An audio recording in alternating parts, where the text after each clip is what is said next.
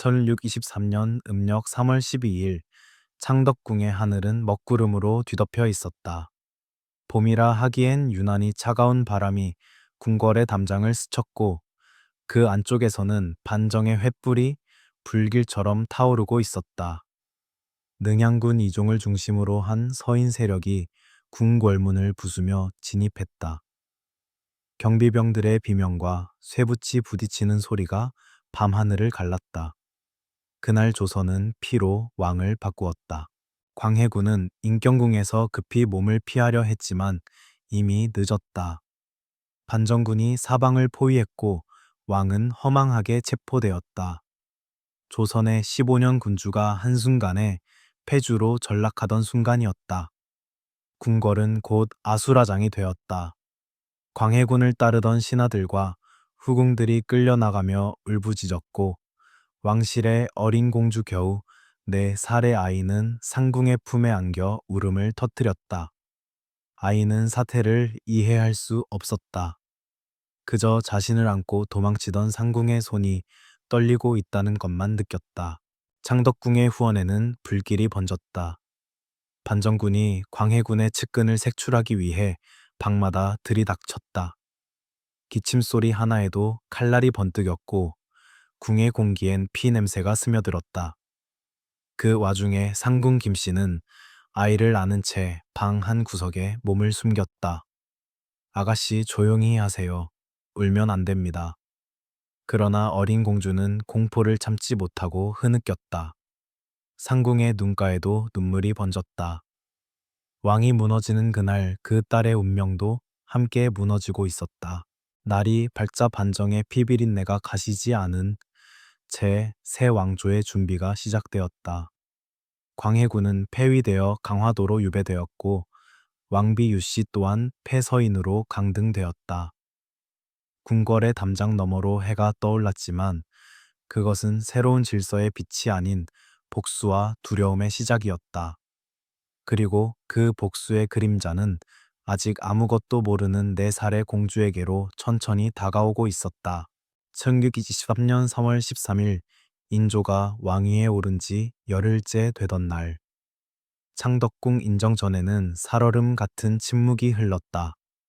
왕의 자리를 지켜낸 대신들이 늘어선 차에 고개를 숙였고 누군가의 기침 소리조차 허락되지 않는 긴장감이 궁 안을 메웠다. 인조가 천천히 자리에서 일어섰다. 패주 광해의 딸을 어찌할 것인가. 그의 목소리는 낮았으나 그 안에는 결단의 냉기가 서려 있었다. 4살 어린아이의 운명이 그날의 회의 안건이었다. 조선왕조실록은 그녀의 이름조차 기록하지 않았다. 단지 광해의 딸이라고만 적었다. 아이의 존재는 역적의 흔적이자 새 왕조의 위협으로 간주되었다. 좌의정 윤방이 먼저 입을 열었다. 역적의 피를 남겨두면 후환이 됩니다. 씨를 말려야 합니다. 그의 목소리는 단호했고 인조의 즉위를 도운 서인 대신들 대부분이 고개를 끄덕였다. 그들에게 이 아이는 왕조의 안정보다 더 큰 불안의 씨앗이었다. 그러나 예조판서 이정구가 자리에서 일어섰다. 4살짜리 아이가 무슨 죄가 있습니까?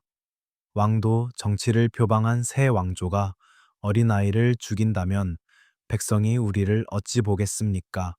그는 잠시 침묵을 두었다. 자비 없는 권력은 오래가지 못합니다.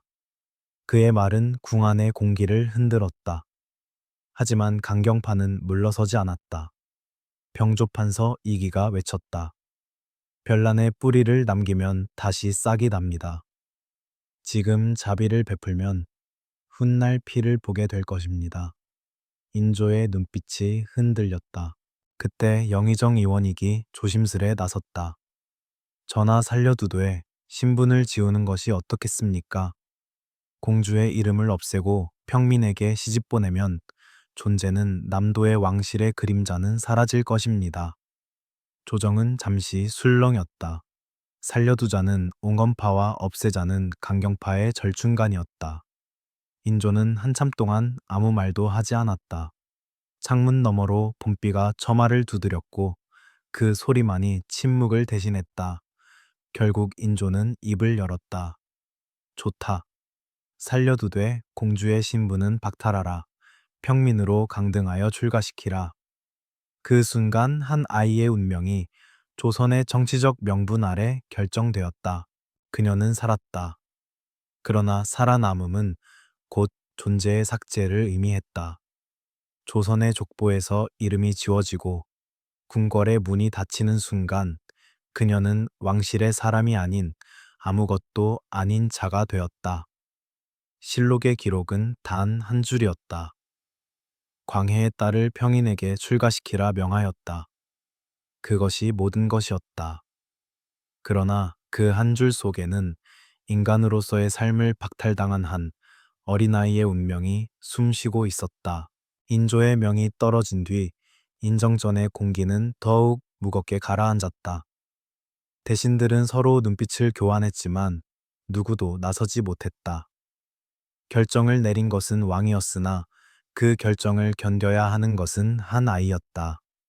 그날 밤 인조는 편전에 홀로 남았다. 촛불이 바람에 흔들리며 그림자를 만들었다.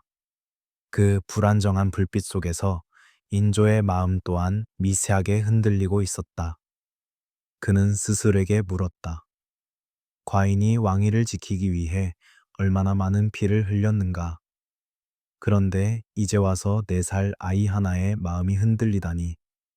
왕의 고독이 촛불의 떨림처럼 미세하게 흔들렸다. 하지만 감정의 여지는 오래가지 못했다. 병조판 서이기가 급히 입시를 청했다. 전하 평안도에 광해를 복위시키려는 세력이 움직이고 있다는 첩보가 있습니다. 그들이 그 아이를 명분으로 삼을지도 모릅니다. 인조의 눈빛이 굳어졌다. 아직 민심은 안정되지 않았다. 반정이 성공했지만 조선의 공기는 여전히 불안정했다. 광해의 딸이 살아있다는 사실만으로도 반정의 정통성이 흔들릴 수 있었다.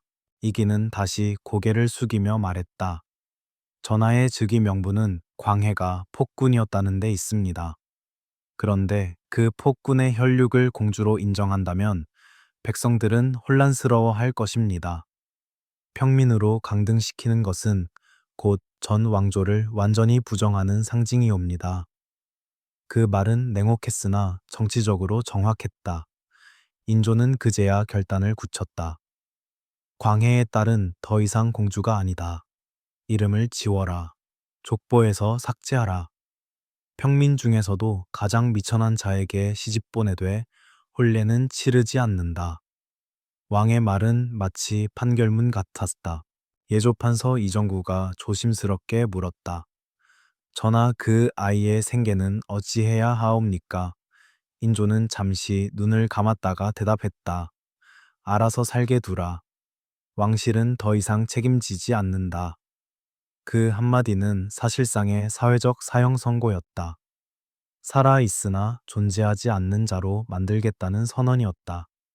육체는 남도의 이름은 사라지고 숨은 쉬되 존재는 부정되는 운명. 그것이 광해군의 딸에게 내려진 최종 판결이었다. 승정원 일기 인조 1년 3월 15일째는 단 한 줄이 남아있다. 왕이 광해의 딸을 평인에게 출가시키라 명하고 왕실과 일체의 관계를 끊게 하였다. 역사는 이렇게 더덥다. 100마디의 고뇌와 수천의 눈물이 단 한 문장으로 요약된다. 그러나 그 한 줄 뒤에는 왕의 두려움과 신하의 명분, 그리고 한 아이의 무너진 삶이 있었다. 그날 밤 궁궐의 촛불이 꺼졌을 때 조선의 역사 속에서 한 이름이 완전히 사라졌다. 1673년 3월 20일 흐린 하늘 아래 창덕궁의 후문이 조용히 열렸다. 화려했던 왕실의 행렬도 장중한 악대의 북소리도 없었다. 오직 4살의 아이와 늙은 상궁 김씨, 그리고 몇 명의 관리만이 서 있었다. 아이는 무명옷을 입고 있었다. 과거 그녀의 몸을 감싸던 비단옷은 불태워졌고 머리에는 금비녀 대신 지프로 엮은 댕기가 매어 있었다. 상궁이 아이의 손을 꼭 잡으며 속삭였다.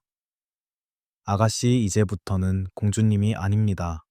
그냥 평범한 아이입니다. 알겠습니까? 아이는 고개를 끄덕였지만 그 말의 의미를 이해할 수 없었다. 잠시 후 예조 관리가 다가왔다. 이제부터 이 아이는 왕실과 무관한 사람이다. 이름도 성도 없다. 그냥 무명씨라 하라. 차가운 명령이었다. 그 뒤로 한 농부가 불려왔다. 박춘삼 경기도 양주에서 사는 서민이었다. 그는 관에서 끌려온 듯 얼굴이 창백했다. 관리가 말하였다. 이 아이를 데려가라. 내 아내다. 박춘삼은 놀라서 고개를 저었다. 전하, 이게 무슨 말씀이옵니까? 겨우 4살 된 아이인데. 그러나 그에게 대답은 돌아오지 않았다. 명령은 절대적이었다. 혼례는 없었다. 축복도 없었다. 단지 서류 한 장에 도장을 찍는 것으로 모든 절차가 끝났다. 그 문서에는 신부의 이름조차 적히지 않았다. 단지 여자아이라는 단어 한 줄이 전부였다. 그것이 역사의 기록이었다. 아이는 낯선 남자를 무서워하며 울음을 터뜨렸다. 상궁 김씨가 달래보았지만 소용이 없었다. 관리가 날카롭게 소리쳤다. 닥쳐라, 왕명을 거역하겠느냐. 상궁의 눈에서 눈물이 흘렀다. 그녀는 마지막으로 박춘삼에게 고개 숙여 말했다. 부디 이 아이를 잘 돌봐 주십시오. 비록 지금은 이렇지만 한때는. 그러나 말은 끝나지 못했다. 관리의 시선이 그녀의 입을 막았다. 박춘삼은 아이를 등에 업었다. 아이는 계속 울며 상궁을 향해 손을 뻗었다. 상궁도 울고 있었다. 그 둘 사이의 마지막 인연이었다. 창덕궁의 문이 천천히 닫혔다. 왕실의 피를 이어받은 공주가 한낱 평민의 아내로 세상에 내던져지는 순간이었다. 그날의 하늘은 잿빛이었고 궁궐의 종소리조차 울리지 않았다. 왕조의 명분을 지키기 위해 한 아이의 인생이 희생되던 날, 그 누구도 박수를 치지 않았다. 그날 이후 공주라는 이름은 사라졌다.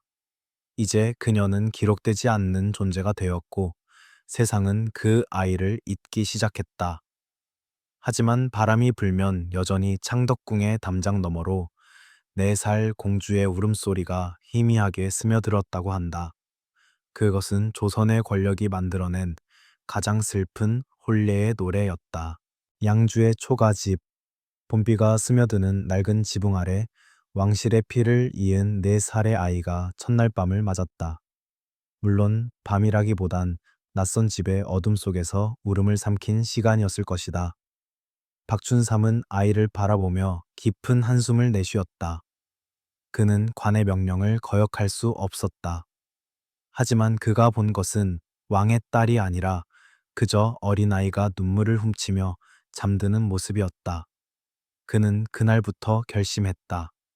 이 아이를 아내로가 아니라 딸로 키우리라. 처음 며칠 동안 아이는 밥을 먹지 않았다. 궁궐의 음식과는 너무 달랐다. 된장국과 보리밥 거친 반찬들. 상궁이 해주던 미음의 맛은 더 이상 존재하지 않았다. 아이의 손에는 물집이 잡히고 입술은 터져갔다. 밤마다 잠결에 아버지를 찾았지만 대답해줄 사람은 아무도 없었다. 박춘삼은 무심하게 밥을 떠주며 말했다. 이제는 평범한 사람이 되어야 해. 그래야 산다. 그의 말은 차가웠지만 그 속에는 깊은 보호의 마음이 있었다. 시간은 흘렀다. 계절이 6번 바뀌었을 즈음 아이는 조금씩 새로운 삶에 적응하기 시작했다. 아침이면 우물가로 물을 길러 나갔고 저녁이면 마당에서 박춘삼을 도왔다. 굳은 살이 손바닥에 박였지만 아이는 불평하지 않았다. 그것이 살아남는 법이라는 걸 어른들보다 먼저 깨달았다. 마을 사람들은 그녀를 그저 박춘삼의 계집아이라 불렀다. 이름이 없으니 부를 말도 없었다. 이름 없는 아이, 그것이 그녀의 새로운 신분이었다. 하지만 세상은 잔인했다. 마을 사람들은 수군거렸다. 박춘삼이 이상한 아이를 데려왔다더라. 관에서 줬다던데 무슨 사연일까? 아무도 진실을 몰랐지만 의심은 언제나 있었다. 그래서 박춘삼은 더 말이 없었다.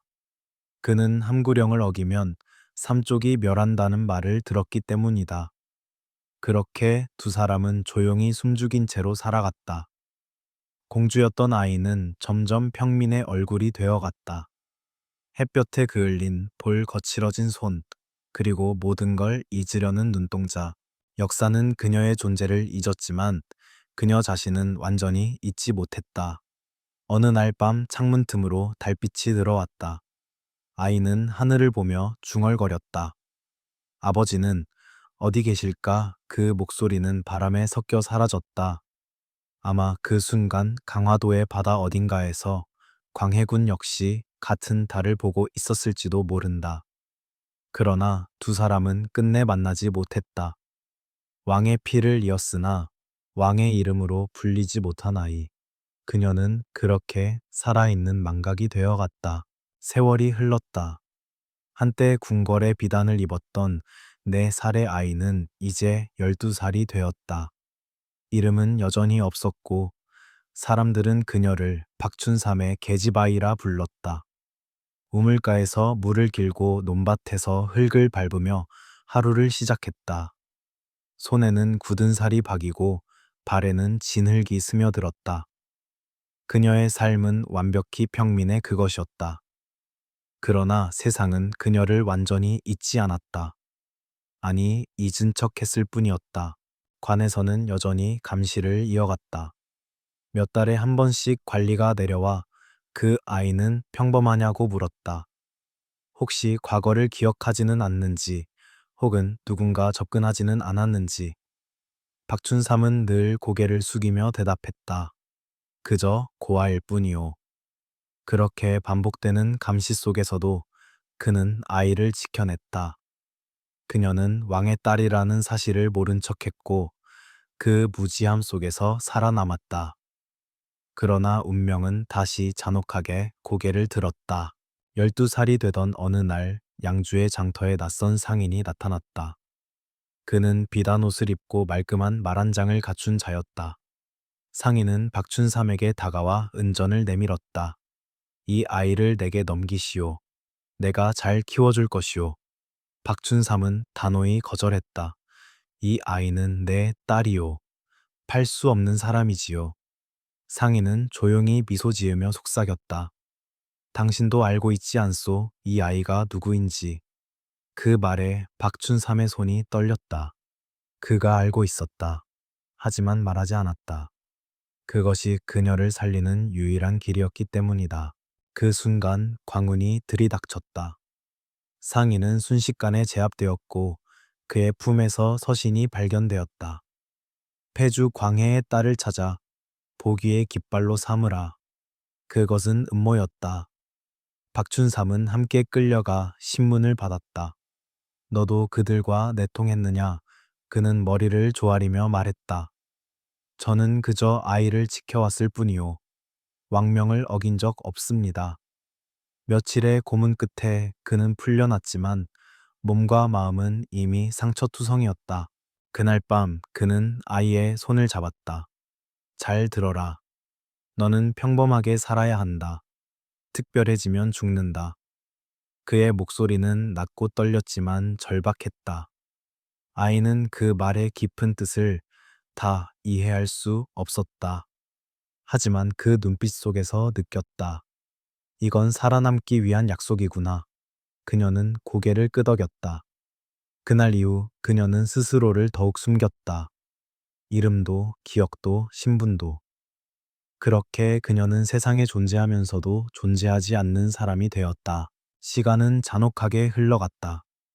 소녀였던 그녀가 20살을 넘기자 세상은 이미 여러 번 바뀌어 있었다. 인조는 늙어가고 반정의 공신들은 하나둘 세상을 떠났다. 그러나 그녀의 삶은 변하지 않았다. 여전히 양주의 변두리 초라한 초가집 안에서 하루하루를 버티며 살았다. 결혼 정년기가 되었지만 아무도 그녀를 데려가려 하지 않았다. 이유는 단순했다. 출처를 알 수 없는 여자였기 때문이다.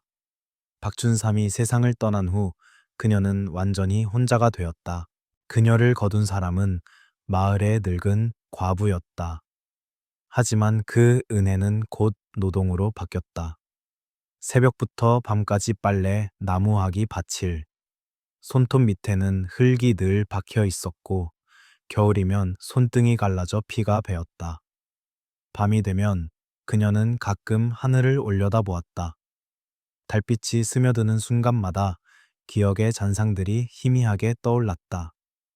금빛 비녀, 상궁의 따뜻한 손, 그리고 붉게 물든 궁궐의 불길. 하지만 곧 머리를 흔들었다. 잊어야 한다. 기억은 죄다. 그것이 그녀가 스스로 세운 생존의 규칙이었다. 그러던 어느 겨울 낯익은 노파가 마을에 찾아왔다. 흰 머리에 낡은 도포를 입은 여인이었다. 바로 상궁 김씨였다. 세월이 그녀를 늙게 만들었지만 눈빛만은 예전 그대로였다.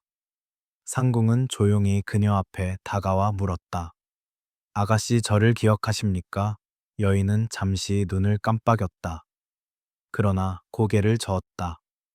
모릅니다. 저는 그런 이름으로 불린 적이 없습니다. 그녀의 목소리는 담담했지만 떨리고 있었다. 상궁은 눈물을 흘리며 품속에서 작은 보따리를 꺼냈다. 낡은 옷 몇 벌, 그리고 은화 몇 잎, 이것으로 살아가십시오. 더는 찾아오지 않겠습니다. 다만 행복하시길 바랍니다. 여인은 보따리를 받지 않았다. 대신 조용히 말했다. 행복이란 게 무엇인지 이제는 잘 모르겠어요. 상궁은 고개를 숙였다. 말없이 울었다. 왕실의 이름이 사라진 세상에서 두 사람은 서로의 존재를 부정해야만 했다. 그것이 살아남는 법이었다. 그 후 상궁 김씨는 다시 궁으로 돌아가지 못했다. 몰래 내려왔다가 들키면 목숨이 위태로웠기 때문이다. 그들의 마지막 만남은 그렇게 끝났다. 그리고 세월은 흘렀다. 인조가 죽고 효종이 즉위했지만 그녀의 삶은 여전히 변함없었다. 감시는 계속되었고 그녀의 이름은 끝내 돌아오지 않았다. 왕의 딸로 태어났지만 왕의 이름으로 불리지 못한 여자. 그녀는 그렇게 역사에서조차 잊힌 존재로 늙어갔다. 1649년 인조가 세상을 떠나고 효종이 새 왕으로 즉위했다. 그러나 세상이 바뀌어도 그녀의 삶은 여전히 그 자리에 머물러 있었다. 그녀는 이제 30이 넘은 여인이 되었고 여전히 혼자였다. 동네 사람들은 그녀를 팔자 사나운 노처녀라 불렀다. 아무도 그녀의 과거를 알지 못했지만 그 이름 없는 여인에게는 묘한 경외감이 깃들어 있었다. 어쩐지 평범한 농촌 여인과는 다른 품사의 손끝의 움직임, 말투 속에 옛 궁궐의 흔적이 남아 있었기 때문이다. 감시는 여전히 끝나지 않았다. 관에서 파견된 군졸들은 가끔 양주로 내려와 무명 여인은 평안한가 하고 묻고는 돌아갔다. 왕이 바뀌어도 그녀의 존재는 여전히 감시해야 할 그림자였다. 승정원일기 효종 8년죄는 이런 기록이 있다. 경기 관찰사가 양주에 사는 무명 여인을 계속 감시하게 하라. 그 짧은 한 문장 속에는 인간으로서의 삶이 지워진 한 여인의 고독한 시간을 말해주고 있었다. 그녀를 오랫동안 지켜보던 상궁 김씨는 결국 늙어 병들었다. 임종 직전 그녀는 이렇게 유언을 남겼다. 내가 죽거든 양주에 사는 아가씨 근처에 묻어다오. 살아서는 곁에 있지 못했으나 죽어서라도 함께 있고 싶다. 그러나 그 소원은 이루어지지 않았다. 관에서 불가하다고 막았기 때문이다. 그들은 여전히 광해군의 흔적이 세상에 남는 것을 두려워했다. 심지어 죽은 자의 무덤마저 감시받는 시대였다. 세월이 더 흘러 현종이 즉위하고 다시 숙종의 시대가 찾아왔다. 왕이 몇 번을 바뀌는 동안에도 그녀는 변하지 않았다. 양주의 한 구석에서 물을 깃고 밭을 갈며 조용히 세월을 견뎌냈다. 그리고 어느 날 한 젊은 선비가 그녀를 찾아왔다. 할머니 혹시 궁궐에 계셨던 일을 기억하십니까? 여인은 흐릿한 눈으로 그를 바라보았다. 그리고 조용히 고개를 저었다. 나는 아무것도 모르오. 다만 양주 땅에서 태어나 양주 땅에서 늙어갈 뿐이오. 그 말은 겸손이 아니라 생존의 방식이었다. 기억하는 순간 죽음이 따랐기 때문이다. 숙종 25년 여인은 55의 나이로 세상을 떠났다. 장례는 초라했다. 이름이 없으니 묘비도 세울 수 없었다. 단지 무명 여인의 묘라 새긴 작은 나무패 하나가 세워졌을 뿐이었다. 하지만 그 다음 날 묘 앞에는 하얀 국화, 한 송이가 놓여 있었다. 누가 두고 갔는지는 아무도 몰랐다. 며칠 후 상복을 입은 늙은 양반 몇 명이 묘 앞에 와서 절을 하고 떠났다. 그들은 한때 광해군을 섬기던 옛 신하들이었다. 기록에는 없지만 그날 양주의 하늘엔 묵직한 침묵이 흘렀다고 한다. 그것이 한 시대의 마지막 애도였다. 그녀가 세상을 떠난 뒤 조선의 세월은 100년을 더 흘러 영조의 시대에 이르렀다. 학자들은 광해군의 치세를 다시 평가하기 시작했다. 정치적 실패는 있었으나 국정을 안정시킨 능력은 있었다. 그렇게 역사는 조금씩 광해를 재조명했지만 그 누구도 그의 딸에 대해선 입을 열지 않았다. 단 한 줄 정조 때 편찬된에 이렇게 적혀 있을 뿐이다. 인조반정 때 광해의 어린 딸을 평민에게 출가시켰다 전해진다. 전해진다. 확실하지 않다는 말. 이미 그녀는 역사 속에서 기억되지 않는 존재가 되어 있었다. 그러나 역사란 단지 왕의 이름과 연대기로만 이어지는 것이 아니다. 그녀의 삶은 기록되지 않았지만 사라지지 않았다. 양주의 바람 속에 우물가의 물결 속에 그 여인의 숨결은 여전히 남아 있었다. 한때 왕의 딸로 태어났으나 이름조차 지워진 여인. 그녀의 삶은 권력의 냉혹함과 인간의 존엄이 맞부딪힌 자리에서 가장 조용히 빛났다. 그녀는 4살의 아버지를 잃고 5살의 신분을 잃었다. 그 후로는 이름 없이 살았다. 하지만 살았다는 그 한마디가 곧 기적이었다. 죽음보다 잔인한 망각 속에서 그녀는 자신의 존재를 스스로 지워가며 세상을 버텼다. 평범한 삶을 살려는 것이 죄가 되었던 시대에 잊히는 것이 살아남는 유일한 방법이었던 시대. 그녀는 그 법칙을 누구보다 잘 이해했다. 역사는 종종 말한다. 승자의 기록만이 남는다. 그렇다면 패자의 자식은 어디에 남는가? 그녀의 삶은 바로 그 질문에 대한 조용한 대답이었다. 권력의 칼날이 아무리 차가워도 인간의 온기는 완전히 지워지지 않는다. 그녀의 묘비는 없지만 그녀의 이야기는 여전히 우리 안에 살아있다. 왜냐하면 그것은 단 한 사람의 이야기가 아니라 권력의 이면에서 이름 없이 사라져간 모든 이들의 이야기이기 때문이다. 양주의 잡초, 무성한 들판 어딘가 표시조차 없는 묘 하나가 지금도 있을 것이다. 그곳에 누운 이는 왕의 딸로 태어나 왕의 이름으로 버려진 여자였다. 살았으나 존재하지 않았던 사람. 그러나 역사는 그 무명 여인의 존재를 잊지 말아야 한다. 왜냐하면 이름이 사라진 그 자리에서 진짜 인간의 역사가 시작되기 때문이다. 그녀의 이야기는 우리에게 묻는다. 기억하지 못한 이름들, 그들도 역사다. 당신은 누구를 기억하고 있는가? 이 영상이 마음에 드셨다면 잊혀진 이들의 이야기를 함께 이어가 주세요. 좋아요와 구독으로 다음 역사의 한 장을 함께 넘겨보시죠.